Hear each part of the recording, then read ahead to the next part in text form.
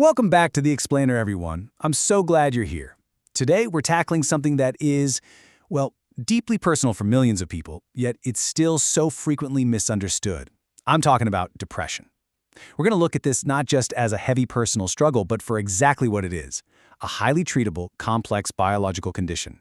And more importantly, we're diving into the absolute tidal wave of scientific momentum happening right now. Seriously, as of 2026, we are literally in the middle of a treatment revolution, and the science is nothing short of mind-blowing. So here's our roadmap for today's Explainer. We're going to cover the weight of depression, the biology of the blues, the long-term journey, standard paths to healing, and finally, the 2026 treatment revolution. All right, let's jump straight into Section 1, the weight of depression. Let's start with a number, 300 million. According to the World Health Organization, over 300 million people suffer from depression globally right now. Just to put that into perspective, that's nearly 4.5% of the entire human population. I really want to emphasize this right out of the gate. This is not some isolated, solitary experience. It's a massive, collective human experience. In fact, it's the single largest contributor to global disability. So if you or someone you love is navigating this, please know you are part of a vast global community. You are absolutely not alone in this. And we desperately need to bust the myth right now that depression is just sadness. It's not. It's a full-body condition. We're talking about profound brain fog. We're just making a basic decision feels impossible. Severe fatigue. We're just getting dressed feels like you just ran a marathon. Your sleep and your appetite, totally hijacked. Some people might move noticeably slower or, on the flip side, feel intensely restless and fidgety. And get this, clinical studies actually show clear physical links between depression and chronic issues like heart disease and type 2 diabetes. It's a systemic, biological weight on the whole body. Which brings us to Section 2, the biology of the blues. You know what's really fascinating? Just how far back our understanding of this actually goes. Ancient medicine, even as far back as Hippocrates, recognized this condition. The word itself actually comes from the Latin deprimere, which literally means to press down. So even thousands of years ago, way before we had fancy brain scans or molecular biology, they recognized depression wasn't just a fleeting emotion. They saw it as a profound physical feeling of heaviness, literally pressing down on a person. Now fast forward to modern pharmacology. For decades, the prevailing medical theory was that depression was basically just a chemical imbalance of a few key neurotransmitters, mainly serotonin, dopamine, and norepinephrine. And while those definitely play a role, we now know the hard clinical science extends way beyond that basic model. It's like we were looking at just one piece of a giant puzzle. So the crucial takeaway here is that the focus has totally shifted. Recent neurobiology shows depression is deeply linked to much more complex neuronal circuits. Specifically, scientists are zeroing in on glutamate and glycine, which are our brain's main excitatory neurotransmitters, and how they balance out with GABA, our main inhibitory transmitter. Think of glutamate as the brain's gas pedal and GABA as the brakes. Well, in depressed individuals, those calming GABA brakes are often found to be worn down or decreased. It's a complex network issue, you see, not just a simple serotonin shortage. Moving on to Section 3, the long-term journey. To really understand the chronic nature of this condition, let's look at a landmark piece of research called the IRIS study. This tracked over 200 patients starting antidepressant treatment. Now, notice the gap here. By 6 months, the number of people meeting the strict criteria for major depression dropped super rapidly to about 10%. Awesome, right? But only about 45% of patients actually achieve full remission, where their symptoms are totally gone. And those numbers, they stay pretty much flat straight through to the 24-month mark. So what does this all mean? It means a huge portion of patients are kind of caught in the middle.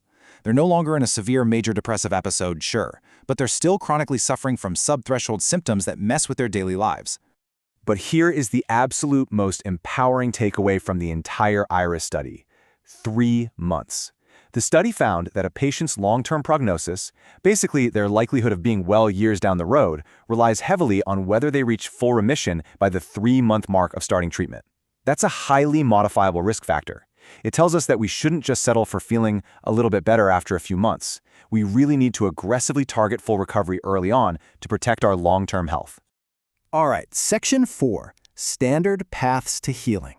For years, the absolute gold standard has been a combination of talk therapy, like cognitive behavioral therapy, alongside traditional SSRI or SNRI medications. And to be clear, these have saved countless lives. But we really have to acknowledge the villain of our story here: treatment-resistant depression. The massive hurdle is that standard antidepressants leave about 30% of patients without adequate relief. 30%! And remember, these traditional meds, they can take 4 to 8 weeks just to start working. That is an agonizing wait when you're suffering from that heavy weight we talked about earlier. Which brings us to the most exciting part, Section 5, the 2026 Treatment Revolution. Okay, let's dive into this massive breakthrough because we are witnessing a total paradigm shift right now. Instead of just targeting serotonin and waiting around for 4 to 8 weeks, the newest 2026 FDA-approved treatments are targeting those glutamate pathways we mentioned earlier, specifically NMDA receptors, and the result? Rapid-acting relief. We are talking about onset times of hours to days rather than weeks to months. I mean, this is an absolute game-changer for folks who have been stuck in that treatment-resistant 30%. First up in this new arsenal is esketamine, which you might know by the brand name Spravato. This is a rapid-acting nasal spray. Now, because of its potency and its specific mechanism targeting those NMDA receptors, it's actually administered in a certified medical clinic where the patient can be monitored. It is specifically designed to help those who just haven't responded to standard care, offering relief from really severe symptoms, including suicidal thoughts, incredibly fast. Building on that into even more accessible options, we have dextromethorphan bupropion, or Auvelity. Guys, this is a massive shift. It takes that rapid-acting NMDA modulating science and literally packs it into an oral tablet that you can take at home. It targets both the glutamate and the norepinephrine dopamine pathways at the exact same time. This means significant symptom reduction in as little as 1 week, completely bypassing the need for an IV or in-clinic observation. How amazing is that? But wait, the 2026 revolution isn't just about chemistry, it's also about physics. And it is truly awe-inspiring that we can now treat biology with physics. Expanded device-based therapies, known generally as neuromodulation, are providing relief for those who might struggle with medication side effects. For example, transcranial magnetic stimulation, or TMS, uses non-invasive magnetic pulses to directly stimulate the mood centers in the brain. And it now utilizes much faster treatment protocols. For chronic cases, updated vagus nerve stimulation, or VNS, uses advanced implants to target these specific brain regions with vastly improved response rates. And of course, we also have to briefly mention the emerging frontier, tightly regulated psychedelic-inspired therapies. Administered strictly under clinical supervision, these treatments target brain connectivity patterns and are showing some really wild potential for long-lasting symptom relief after just very limited dosing. Now, again, these are highly regulated, but they represent yet another newly unlocked door in our overall understanding of brain health. So how do you actually apply all this to your life? Well, the best science in the world works best when it's part of a holistic toolkit.